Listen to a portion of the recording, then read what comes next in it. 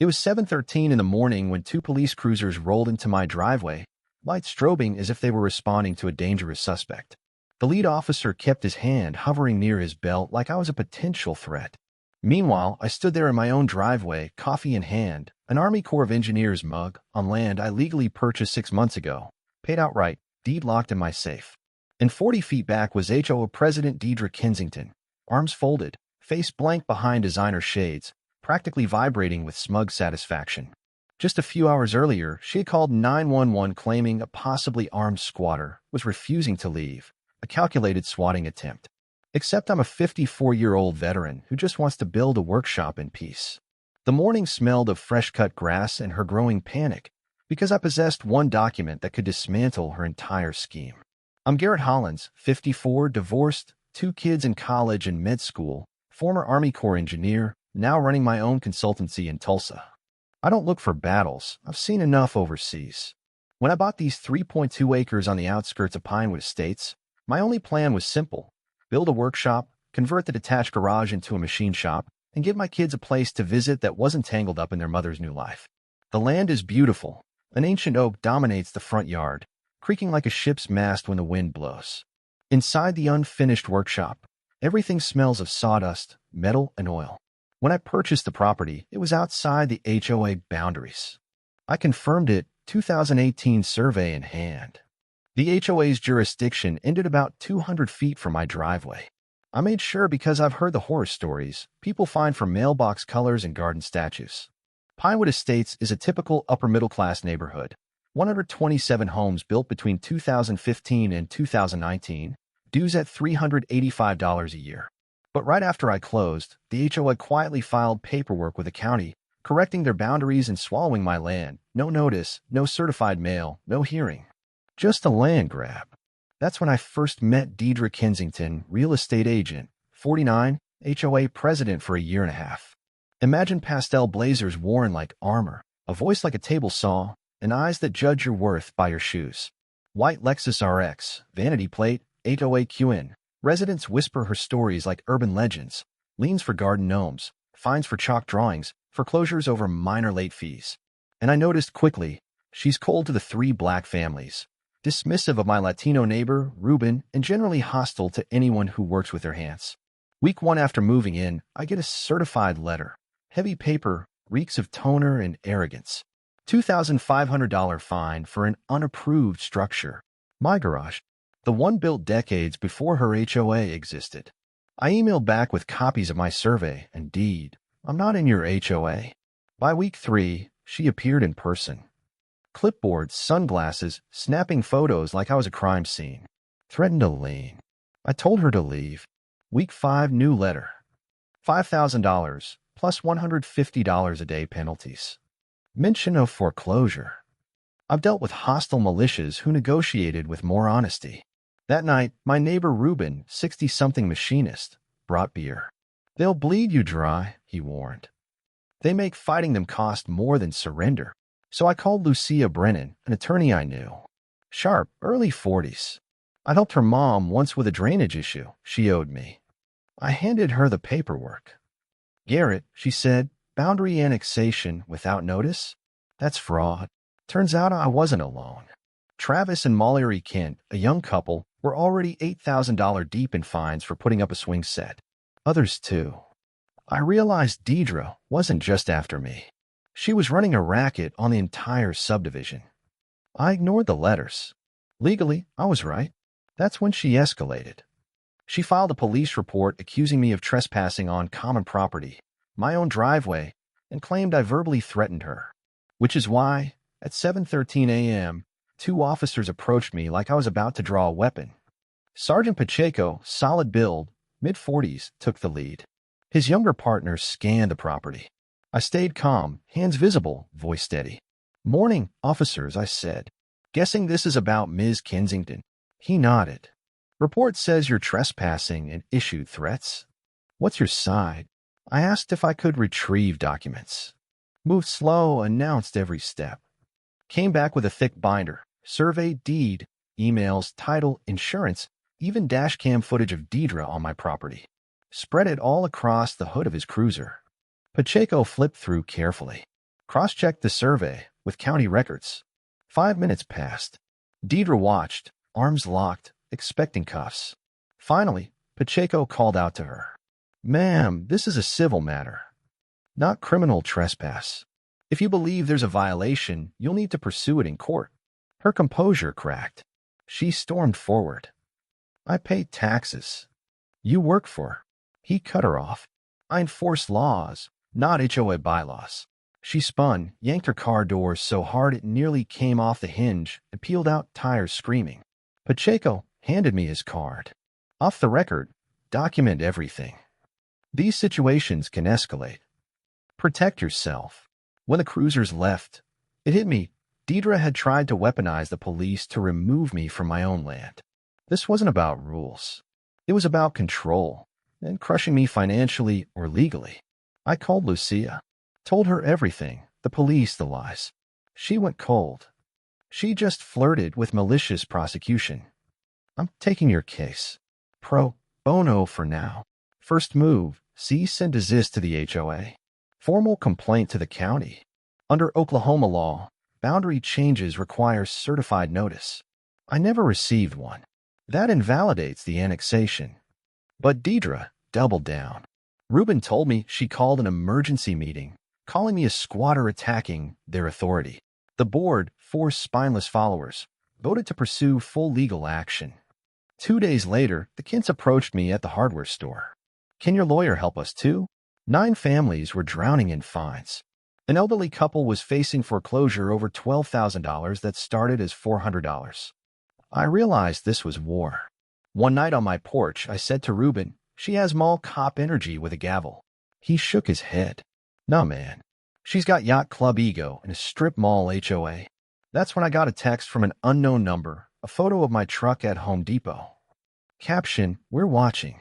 Lucia told me to install cameras. They sued me in county court. Declaratory judgment.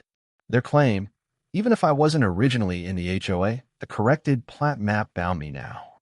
Lucia fired back with a motion to dismiss and a counterclaim for fraud, harassment, abuse of process. Discovery began. She subpoenaed their records. Then the truth surfaced. $140,000 missing from HOA accounts. Payments to Deidre's LLC.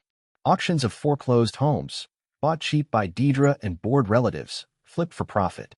This wasn't petty tyranny. This was organized predation, possibly racketeering. Mollery hosted a secret meeting. 11 families showed. Horror stories, solar panel fines illegal, foreclosure threats, escalating penalties designed to force surrender. Someone leaked it to Deidre. The board passed a special assessment, $1,000 per month for anyone organizing dissent. Then my garage was vandalized. Deadbeats sprayed across it. Camera caught a white Lexus in the background. I sent it to Lucia and Pacheco. Pacheco said it's straight. That's criminal. File it. I'll add patrols. Scrubbing that word off my wall at 6 a.m., I realized my kids would hear about this. I was furious. Not afraid. Furious. Then Lucia called. "Garrett, I've dug deeper. Foreclosures. Flips. It's a pattern." She filed an amended counterclaim. Federal RICO.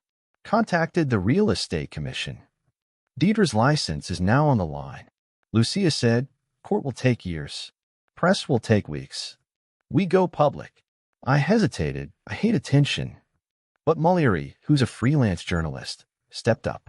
The moment Deidre found out we uncovered the foreclosure scheme, she called another emergency meeting. They moved to settle.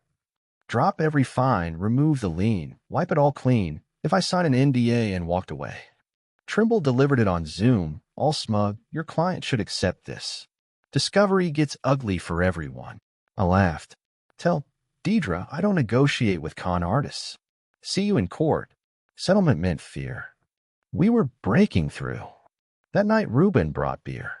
Crazy thing is, she probably thinks she's the hero. I nodded. Every villain does. My phone buzzed, a certified letter notice. Not from the HOA. From a title company. Foreclosure sale notice. The HOA itself was being foreclosed on. A $1.2 million construction loan from 2019, unpaid for 18 months. Auction in 30 days. My mind snapped to attention. If the HOA lost its land, what happened to its power? I called Lucia. I told her, I think I can buy the HOA. Week 10, they slapped a lien on my property anyway, even though the boundary fight was still in court.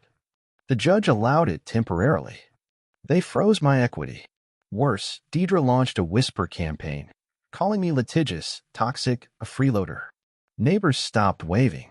My son called, worried. Sleep became something optional. I drowned in documents and coffee.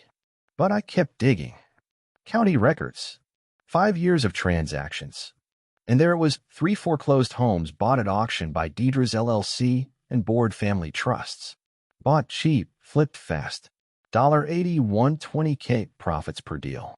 This wasn't petty power, this was organized fraud. I called Lucia at dawn. This is RICO. She filed the amended counterclaim. Racketeering, conspiracy, wire fraud. Real heat. The Real Estate Commission opened an investigation. Lucia said, go public. I hesitated. I hate the spotlight. But Mullery, freelance journalist, volunteered. She pitched it. Deidre got wind. Emergency board meeting. Then offer, full settlement, NDA. I refused. Lucia smiled. They're cornered. We held a second community meeting. 22 families this time. The VFW hall smelled like stale coffee and floor polish. People leaned in, desperate for hope. Lucia broke it down in plain English, prove the fraud, avoid the foreclosures, maybe get homes back. An older woman cried. I lost my house 2 years ago. I thought I was alone. I stood. You're not alone. None of us are. It felt less like a meeting, more like a reckoning. Later that night, Ruben sent screenshots. A fake account, Pinewood Truth Teller, calling me a con man. Photoshop files. Lies. Travis traced the IP in under an hour. Deidre's home network. Mullery published it. HOA president running smear campaigns. The backlash was instant. Morning of the auction hearing, 7:15 a.m., I was on my porch with coffee when Deidre's Lexus pulled up. No makeup. Hair undone. 2 board members behind her. She walked up, voice shaking. Garrett, please. I'll resign. We'll drop everything. Just don't buy it. Let someone neutral take it. I set down my mug. Neutral? Like one of your LLC friends who'll carve this place up? No. She whispered, if you do this, I lose everything. I looked her in the eye. You should have thought of that before turning this place into an ATM. At the courthouse, 2 suits approached, Trimble's son among them. You sure you want to do this? People who stir things up, pay later. I stared. Are you threatening me? On courthouse grounds? On camera. Ruben's phone was rolling. They backed away. 8 a.m. auction began. Opening bid, $850,000. I raised my paddle. $875. Silence. Going once. Twice. Sold. Deidre screamed from the crowd. This is illegal. He's not even in the HOA. Auctioneer didn't flinch. Public auction. Anyone can bid. I handed over the cashier's check. Took the deed. Press asked how it felt. I said, like justice. That's when it hit me what I'd really bought. 22 acres of common property. The pool, clubhouse, entrances, green belts, the heart of the HOA. And the HOA was broke. A defaulted $1 million loan. Hundreds of thousands in missing funds. Under Oklahoma law, a bankrupt HOA can be dissolved by the landowner or 75% of residents. The owner was now me. I called Lucia. She was already typing. We can dissolve it. Replace it with a land trust. Democratic. Transparent. Everything an HOA should have been. I needed $875,000. I had $200. I called my brother Caleb in Texas. Developer. I need a bridge loan. $400K, he asked why. I told him. He sighed. That's the most Garrett thing I've ever heard. I'm in. We were short $275,000. The next morning, Mallory's article dropped. Though a president accused of fraud as neighborhood faces foreclosure. It exploded. TV. Reddit. By nightfall, nationwide coverage. I launched a GoFundMe, Save Pinewood Estates. Stop HOA corruption. Within 3 days, $180,000. Strangers, veterans, families burned by their own HOAs. Donations flooded in. Deidre panicked. Board members resigned en masse. Trimble dropped her. I don't represent criminals. Lucia brought in a non-profit attorney, community land trust expert. We drafted the Pinewood Commons Trust. 7 elected seats. Term limits. Open books. No tyranny. No fines for garden gnomes. Now comes the final push. Lucia prepped dissolution filings. Travis archived every HOA record before Deidre could delete them. Ruben kept the peace. Mullery fed the media. My brother secured funds. Pacheco warned me, she's cornered. Be careful. The night before the hearing, I stood in my workshop. Machines humming. I wasn't working, just breathing. This wasn't about revenge anymore. It was about fixing something broken. My kids texted. We're proud of you, Dad. Ruben showed up with beer for after court. Win or lose, he said. I cracked one. If we lose. He grinned. Got tequila in the truck. Hearings at 9 a.m. Deidre's invited, but I doubt she'll show. Lucia's warning echoed in my head. The most dangerous moment is right before the enemy breaks. Cornered animals are dangerous, and Deidre was out of moves. She was staring down prison, bankruptcy, public disgrace. God only knew what her next play could be. I upgraded my cameras, checked the locks twice, kept my phone beside the bed. I knew from experience the most volatile moment in any fight is right before the enemy accepts defeat, and tomorrow she would finally understand she'd lost. Around 4 p.m., the day before the hearing, Lucia called. Trimble had just filed an emergency injunction on behalf of concerned homeowners, claiming our dissolution petition violated their rights. I checked the time. Lucia was already driving, emergency hearing at 6 in the judge's chambers. The room hummed under flickering fluorescent lights as Trimble shuffled in, worn down. He hadn't quit at all, he just pretended to leave while still cashing checks. His argument was a mess, babbling about trust violations and citing irrelevant Arizona case law. Lucia dismantled him methodically. Your Honor, this is a transparent delay tactic by parties already facing fraud claims. The bank lawfully foreclosed. Mr. Holland lawfully bid. Delaying only prolongs abuse. Judge Vickers, stern and tired, peered over her glasses. Counsel, injunction denied. This court will not interfere with a lawful foreclosure. Gavel down. Done. In the hallway, the door slammed like a warning shot. Deidre stormed out. That night, a fake Facebook profile erupted in the neighborhood group, Pinewood Truth Teller, claiming I was conspiring with California investors to displace families. Photoshopped documents, lies, fear-mongering. My phone blew up, neighbors panicked, asking if it was true. Travis traced the IP within an hour, Deidre's home network. Mullery published everything, screenshots, metadata, timestamps. By morning, Facebook deleted the account. Deidre's reputation was ash. At 7:15 a.m. on hearing day, I was on my porch with coffee when her Lexus pulled in. No makeup, hair in disarray, the first time I'd seen her without armor. 2 board members hovered behind her like reluctant escorts. She approached, voice trembling. Garrett, please. I'll resign. I'll drop everything. Just don't go through with this. Let someone neutral buy the property. I set down my cup. Neutral? Like one of your LLC friends planning to flip it. Her hands shook. You don't understand. If you do this, I lose everything. My reputation, my license, my business. I met her eyes. You should have considered that before turning 127 families into your ATM. She stood frozen, then retreated to her car. No dramatic exit, just a slow drive away, like heading to her own funeral. By 7:45 a.m., on the courthouse steps, 2 men in suits approached. One was Trimble's son, the other built like hired muscle. They stood too close. You sure about this? The son asked quietly. People who cross certain lines find business prospects disappear. Permits denied, clients gone. Understand. Ex-Army, I've faced worse in deserts and alleys. Are you threatening me on courthouse property in front of witnesses? Ruben stood nearby, recording. The men exchanged glances, stepped back. Just friendly advice. They vanished. Lucia filed a harassment complaint before we even walked inside. The courtroom was packed, 60 homeowners, reporters, cameras.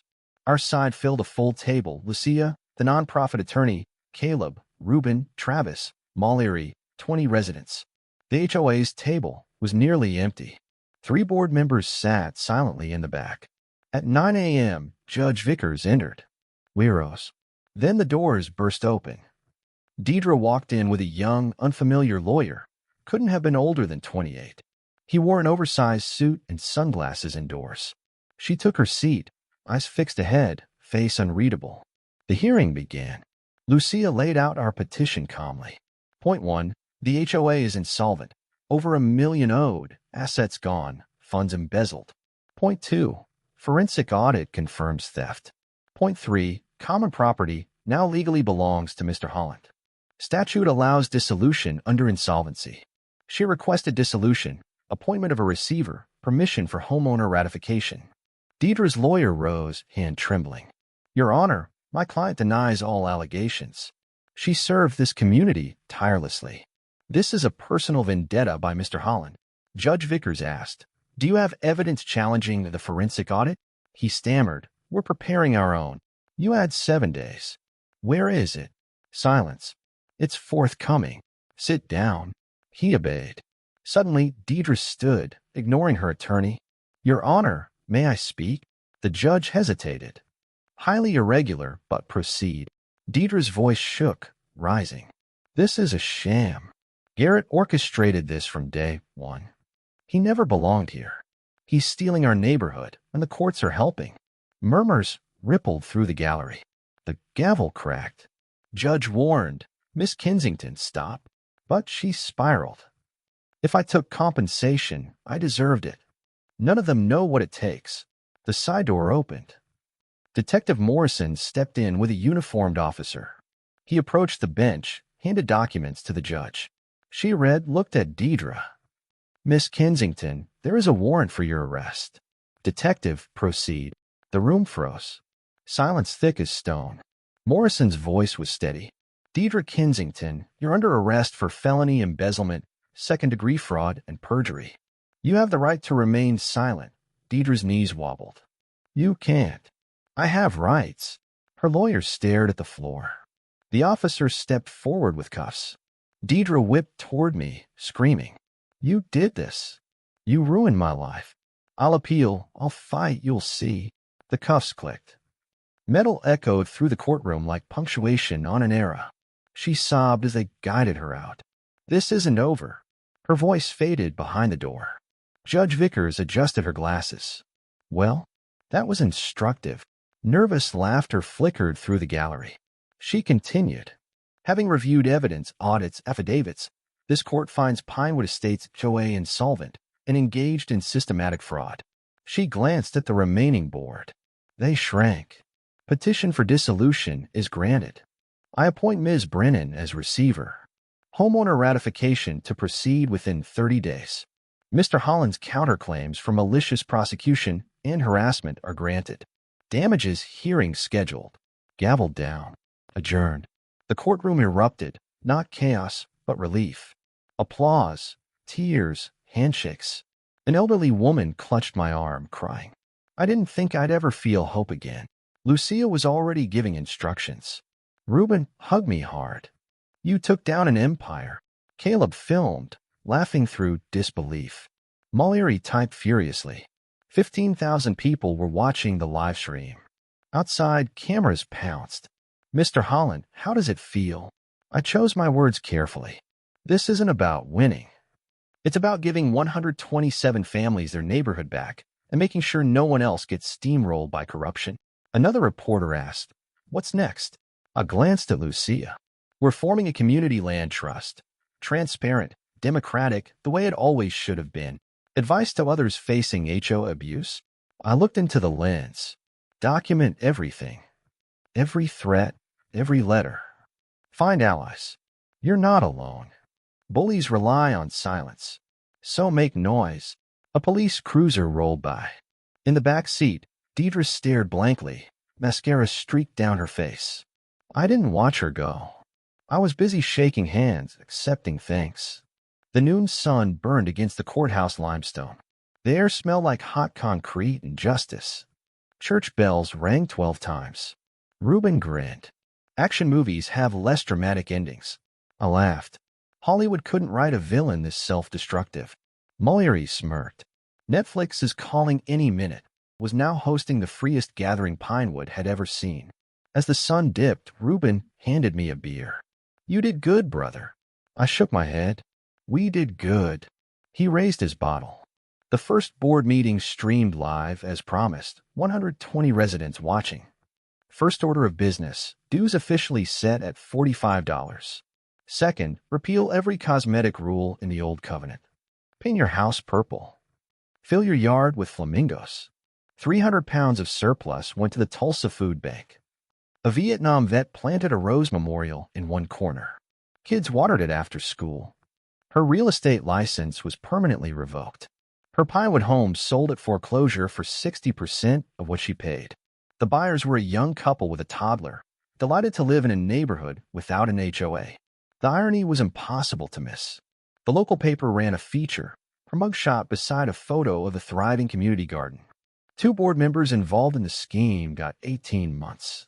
The one who cooperated received probation and community service. All were banned from HOA service for life. Required audits, open meetings, capped dues, mandated notice for boundary changes. People nicknamed it Garrett's Law, though Lucia did most of the real work. 3 more communities in Oklahoma dissolved corrupt HOAs using our model. Then 2 in Texas. 1 in Arizona. Mallory's documentary was optioned for a streaming series. She's working on a 6-part adaptation. I chose not to be heavily featured. This story is bigger than me. My workshop is finally complete. On weekends, I teach metalwork to kids and adults, 12 students so far. We're building a pergola for the community garden. My son visited at Christmas. We built a bookshelf together. My daughter came for Thanksgiving. She said, "Dad, I think you found your purpose after the Army." The legal defense fund I seeded with $25,000 has grown to $70,000 from donations. We've helped 4 families fight HOA abuse across the country. A woman in Phoenix emailed. Her HOA tried to foreclose over $400 in dues. We connected her with counsel. She won. She kept her home. Reuben and I still sit on my porch most evenings, beers in hand, watching kids play and neighbors talk, watching a community heal. One night he asked, "Do you ever regret it? All the stress, the threats, the bills." I thought about it. Not for a second. Spring came. The 150-year-old oak in my yard bloomed. Its branches, once groaning like a broken hull in winter wind, now swayed softly, finally at peace. I was sitting beneath it one Saturday when a car pulled up. A young couple stepped out nervous. "Are you Garrett Hollins?" the woman asked. I stood, brushed sawdust from my hands. "That's me." She nodded. "We just bought a house 3 blocks over. Our realtor told us, you're the reason this neighborhood doesn't have an HOA. We just wanted to say thank you. We couldn't afford anywhere else with the fees." I shook their hands. "Welcome to Pinewood. You're going to love it here." As they drove off smiling, I realized something. Victory isn't a courtroom verdict or seeing a villain in cuffs, though those moments help. Real victory is simpler. It's families living without fear, kids playing without citations, neighbors trusting each other, systems serving people, not crushing them. I came here to build a workshop and find peace. I got both.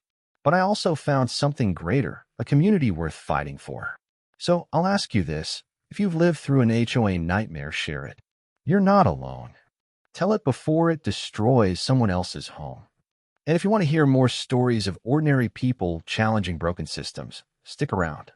Next time, I'll tell you about a homeowner in Florida who discovered her HOA president was running a Ponzi scheme. You won't believe what she did.